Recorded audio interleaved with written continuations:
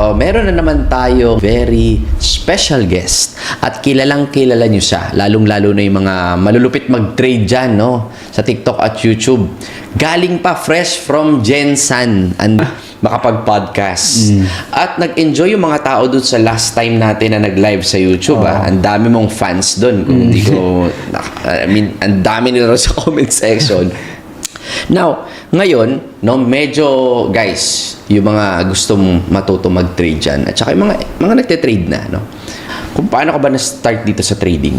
Yan. Actually, start ako nung kasagsagan ng investment before sa Jensen. Okay. Kasagsagan ng Kappa, Almamico, mga investments before.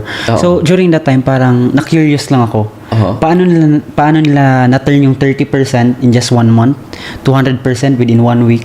Parang within that time, yung curiosity sa mind ko, like, paano yon? So, nag-search lang din ako sa Google and nakita ko una yung Bitcoin or cryptocurrency. Then, yun, inaral ko siya and nag-ano lang din ako, kumbaga naghanap lang din ng community. Inaral ko siya na ako lang mag-isa via YouTube University. Oo. And doon talaga nag-start. And yung nag-try ko, akala ko madali. Yeah. Sobrang dali pala. Dali maubos. Sobrang dali maubos pala. Okay. So, yun until such time na 2018. 18, okay. Oo. Kasi nag-start yung investment 2019. So, nag-start ako during that time. Then, nag-shift lang kaagad ako sa Forex. Kasi parang during that time, parang nakikitaan ko ng stability yung trading. Kasi, I mean yung Forex na market. Kasi yung mindset ko na pag once sa pag-aralan ko tong trading na to, parang, I mean Forex, hindi siya mawawala. Kasi stable na siya eh.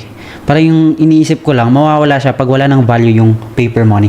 Okay. So, doon ako mas nag-focus sa Forex trading. Okay. Okay, speaking of Forex trading, kilalang kilala ka na sa mundo ng Forex ngayon. Because I believe na each currency pairs or yung mga pairs sa market, merong iba't ibang characteristics. Okay. Like, meron sa gold, sa oil, and other currencies. Alright. So, yun sila lahat. Parang inaral ko sila based lang din sa experience na losses na nangyari sa akin. Okay. Kasi minsan natututo tayo sa ano natin mga losses natin galing sa sunog natin. Yes. So, actually, dun ka nga gumagaling. Yes. Sa mga talo mo or yung minsan hino-hold mo yung talo mo. No, hindi mo kinakat agad. Oo. Yun yung ano natin, no, hino-hold natin. Parang ma-pride tayo. Yeah. Kumbaga mas ma-pride tayo sa market. Actually, yung gold, para sa akin yung gold is merong times na makulit siya. Merong times na matahimik lang siya. Pero usually yung ginagawa ko lang for gold is reaction lang. Reaction? Yes. Okay. Reaction by using smart money concept na strategy. Order block na tinatawag. Yeah. Or yung OB. Kumbaga, yung ginagawa ko lang doon is for reaction lang. Like pag mag-top doon si price, kuha lang ako ng 20 pips, 30 pips. Scalping lang yung ginagawa ko kay gold. Every time nagtatap sa OB? Yes. Reaction lang talaga. Tinitingnan ko yung structure. Structure is for direction. Saan papunta si price? Yeah.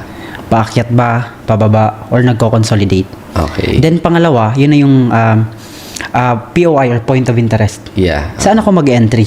Okay. Saan ako mag-exit? Okay. Then saan ako mag-TTP? Okay. First, the structure. Second, the POI or entry point. Then third for confirmation is Fib. Or Fibonacci. Yun. Yun yung additional confirmation ko. Yun na, huli. So, okay, yun siya yung SPF na method ko sa trading. Guys, huli na. Yun lang pala. Ganun lang pala kadali. Usually, simple lang din sa akin. Supply and demand. And then, Fib din, of course. Couple of MAs, dalawa. And ADX. Ganun lang, kasimple. Na, andyan naman sa YouTube, no? Nasa live area na pwede nyong balikan yung strategy na tinuro ni Brother Ron. Strategy is not the problem. Okay. Okay? Community is nandyan na yan. Yung pinaka-importante sa lahat, self-discipline or risk management. Yan. Yan yung pinaki. Hindi ko alam bakit nag-aaway-away yung iba sa strategy. Mas effective yung strat ko. Mas effective ganito, mas mataas yung win rate. Pero at the end of the day, it's all about you. Yeah. You versus yourself talaga dito sa trading. Yung causes ng greediness, revenge trading, hindi naglalagay ng stop loss or yung FOMO ba yan, no? Kasi walang risk management na tinatawag. Okay. Mali, no, na akala nila let's say 1,000 yung capital mo, 0.01 ang ilagay mo. Pero usually hindi ganoon, no? Mag-base yan sa SL mo. At the same time, minsan, ang ginagawa, 0.01, pero 5 beses ka naman pumipindot. Oo. Multiple trades. O overtrading ka ngayon. Yes. Gusto mong gantihan ngayon yung market, which is nabanggit ni Brother Rob kanina. Gagantihan mo siya kasi ayaw mong matulog nang hindi ka nakakabawi. Oo. Which, it will end up na madodoble pa lalo yung talo mo. Tama. Ito yung misconception sa trading Kung ba, the more trades that you have, the more profits that you get. Yes. Which is hindi for me. Okay. Kasi the more na nagte-trade ka, the more na mas malapit mas mataas yung chance na matalo ka. Kasi ganito yung nangyayari. Parang casino. Oo, parang casino. Mag-trade ka, profit. Siyempre, yung tao walang contentment Pag profit ka ngayon, gusto mo pa. Then gusto mo pa hanggang sa matalo ka, hanggang sa mag-revenge trading ka, hanggang sa at the end of the day, negative ka na. Then masisira na yung psychology mo. And hanggang sa maubos yung capital mo. Ayan, ang ganda ng sinabi mo na yan, no? Akin kasi kontento na ako sa profit, sabi natin $300 to $500. So, Ano na agad? Out exit na ka agad ako. Kasi nga 10 lots yun, bro. Oo. Mabilisan lang talaga. Oo, so pag nagkaroon ka ng $300 to $500, Out na. paano pag bumaliktad? So, pag bumaliktad yung market, ina-adjust ko lang din yung stop loss. Then, pag matalo, next day. Next day Next talaga. day.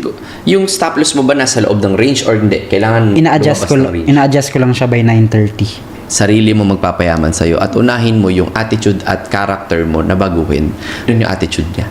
Kahit na successful trader, very humble. Yeah, thank you so much, bro. Thank you so and much. God bless you.